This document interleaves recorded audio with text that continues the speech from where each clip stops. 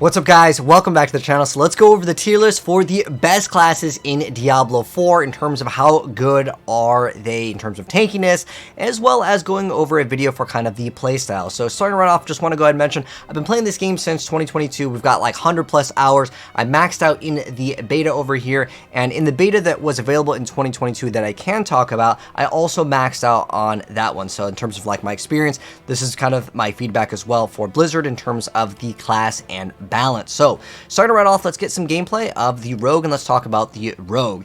I'm also going to be using this video kind of as a basis of maybe what class that you should consider to play and give you guys a brief rundown of the playstyle for these classes. So starting right off, the Rogue. Where does this class lie in terms of its gameplay? It's going to be melee or ranged. This class is actually going to be one of the tankier classes in the game, and that is because later as you'll scale in the game, you're going to obviously be able to crit more. If you play Diablo, crit chance and crit damage is pretty important. So as you scale with Rogue, getting more crit hit chance will allow you to actually get healed for that small amount. You get up to like 3%, and at least as of right now. Keep in mind, everything I'm mentioning is of course subject to change, but in terms of where I would place the Rogue is actually in a very, very good spot in the game.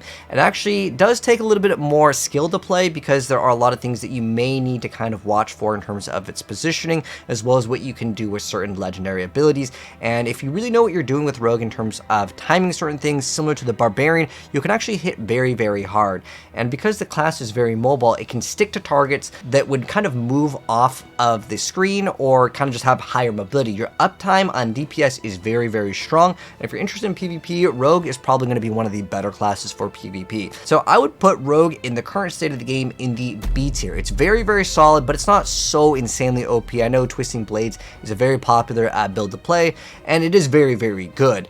However, it is going to be outclassed by a few other classes, which we'll talk about. But if you like to play ranged, you can definitely play a ranged character with the Rogue as well. But primarily the class can be done both ways, and that's what's really cool with it. Now, another nice thing with Rogue is you actually get extra sockets, and that is because the other classes in the game, they use either a two-handed weapon or they'll be wearing a one-hander with a like source or like an offhand, and basically get two sockets in total for, let's say, the Druid or the Sorcerer or Necromancer. You basically get two sockets. Rogue gets an additional two sockets because you can have your two swords or daggers, and then you have your bow or crossbow, which can have two sockets because it's a two-hander. So you have a little bit of advantage with that in case RuneWords do eventually come out for DLC, or if you just want to throw in more legendary gems, Rogue does offer that. But it's a very fast playstyle, has the best mobility, so if you kind of like that class fantasy of the assassin, the Rogue is definitely going to be your go-to. And it's a very solid class in terms of like most of the departments in terms of like tankiness.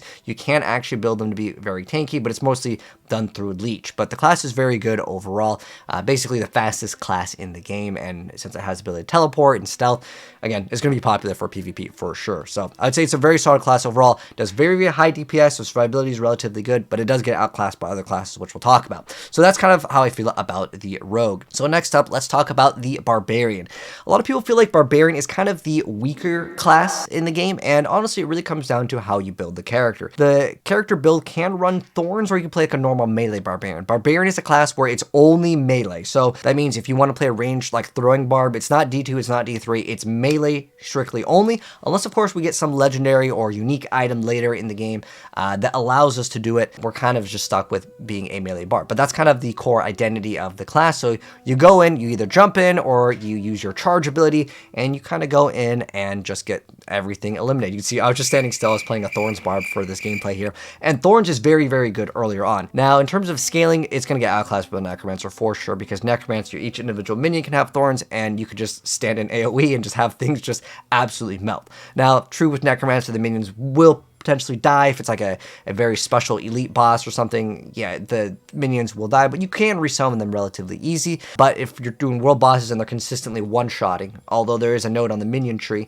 that does let you make it so your minions can't take a certain amount of threshold. But for the most part, if you're looking to build Thorns, Necromancer will outclass the Barbarian. Definitely, there's no doubt, unless there's some special Barbarian only item. Now, with the Barbarian, I do want to mention that you get 2 extra legendaries and 2 extra sockets because of the way that they work, and that's actually going to be pretty big later in terms of progression.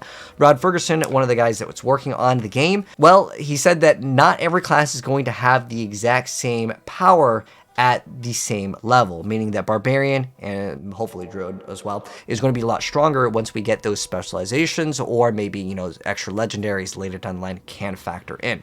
But Barbarian's a pretty solid class. However, there's one huge downside with Barbarian in terms of boss mechanics.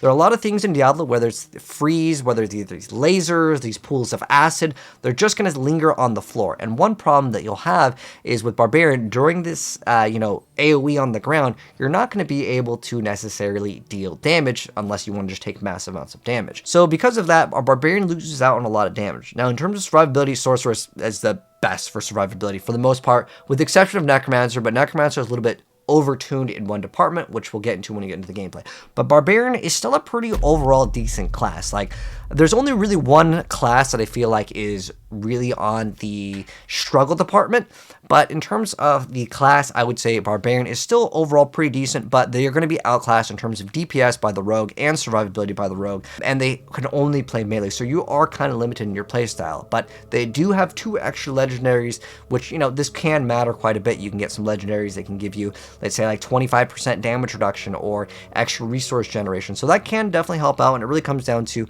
what we get later down the line. But in the current beta, I would say I would put them in the C tier, which is kind of like the middle ground of what I would consider in the tier list. They're not like really bad, but they're not like super insane.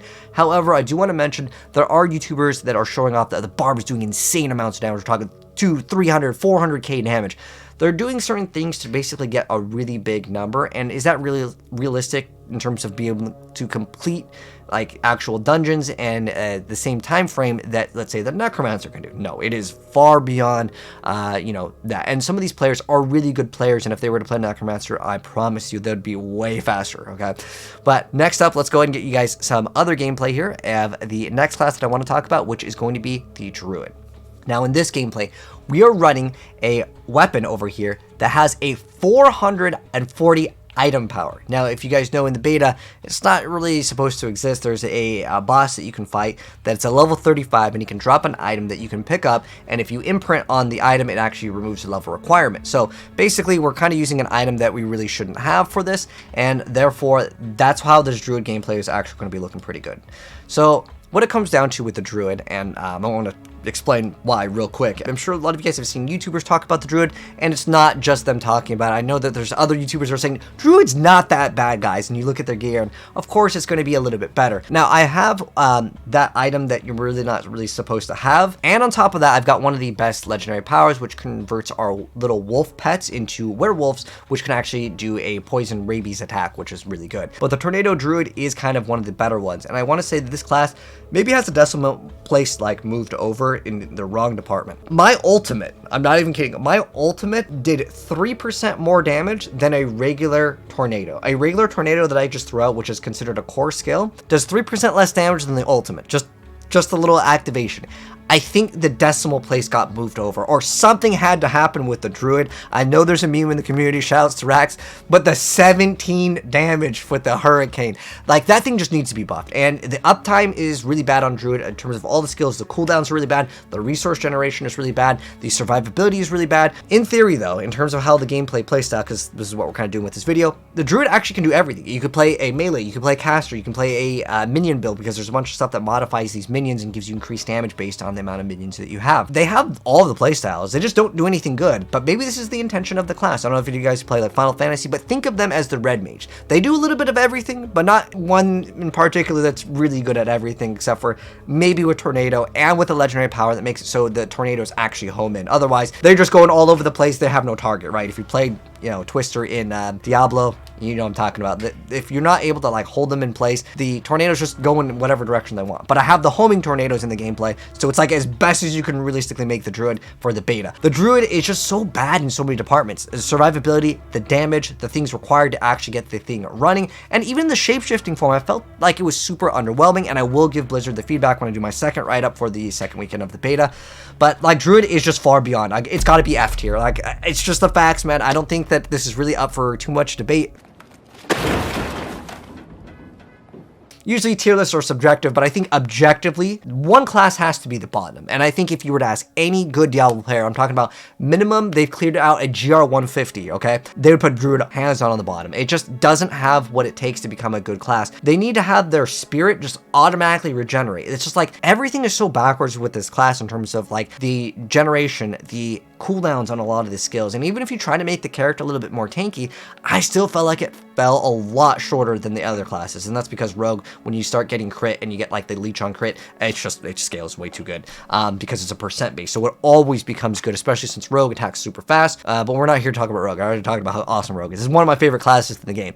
Now, I kind of hated on the Druid a little bit, but you know, there's hopefully light at the end of the tunnel. They'll just look at everyone's feedback and they'll be like, okay, everyone's saying the Druid needs some buffs, but even if we get all the numerical value changes, I don't think I'll be too excited to play the Druid, because in order for them to feel good, you have to have that legendary that makes the tornadoes chase the targets. Otherwise, it's like the only good skill, because Hurricane, the cooldown is way too long. Maybe at level 100 with the Paragon board, Druid might be the best class. Who knows? But I'm just reviewing it from what I know in the game, and as well as the 22 beta that we're allowed to talk about. We couldn't record footage of that one.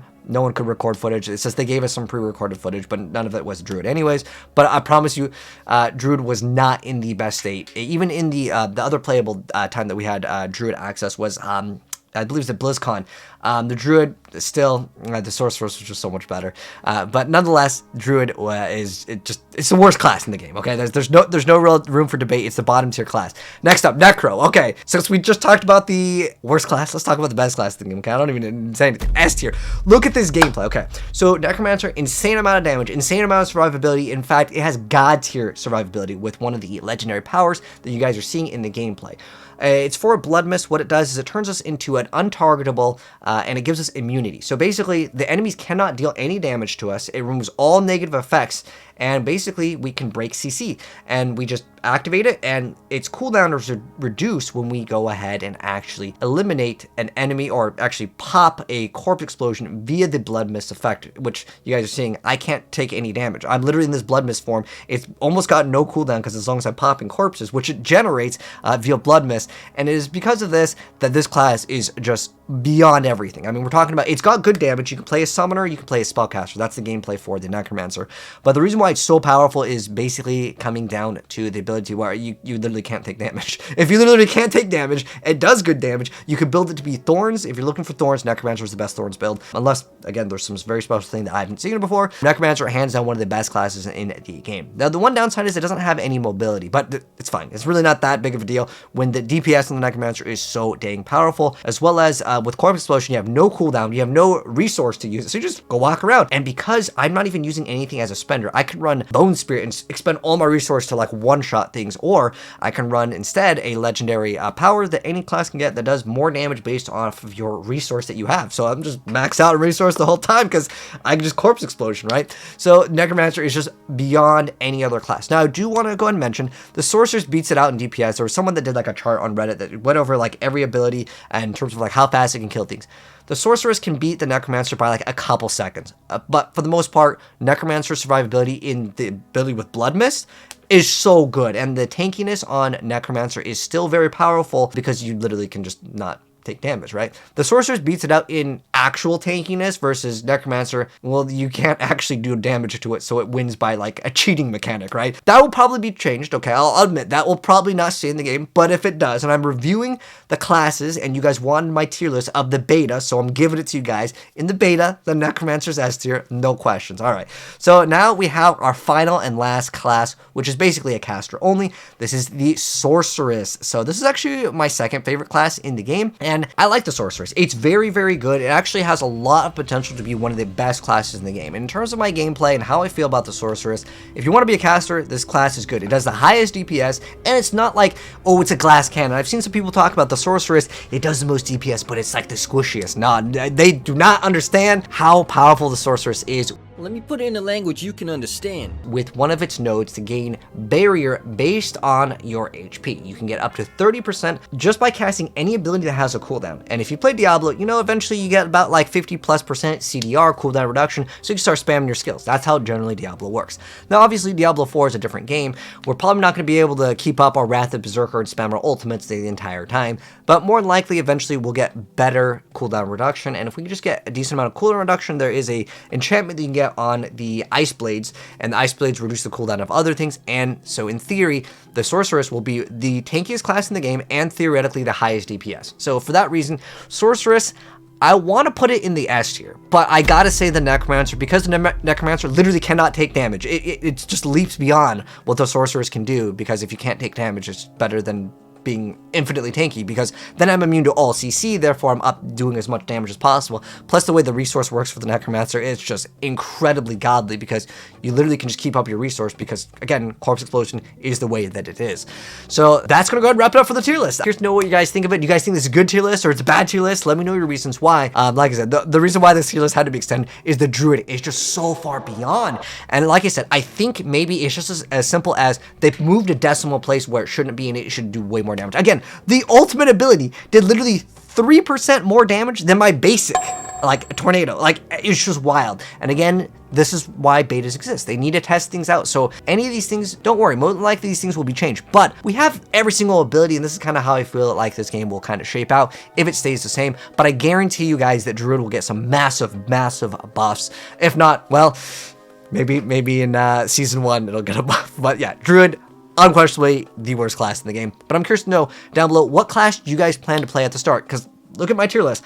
I'm still interested in playing the Rogue, regardless of what happens with this. You know, even if they buff everything and they nerf the Rogue just has that mobility that I'm looking for. And that's the awesome thing with Diablo 4 is you can kind of play what you want to, and you can still complete all content, by the way. There's not like, oh, I couldn't kill the final boss because I played Druid. Like, you can still do everything. But if we're looking at, you know, kind of objectively which one is completing things faster, the Druid is just farther behind compared to the other classes. But that's going to wrap things up. Let me know your thoughts down below. If you guys enjoyed the video, drop a like on it. If you're new here, hit subscribe, turn the bell if you'd like to see more Diablo videos in the future, and I'll catch you in the next video. Peace out. And check the pinned comment. Lots of awesome content for you to consume.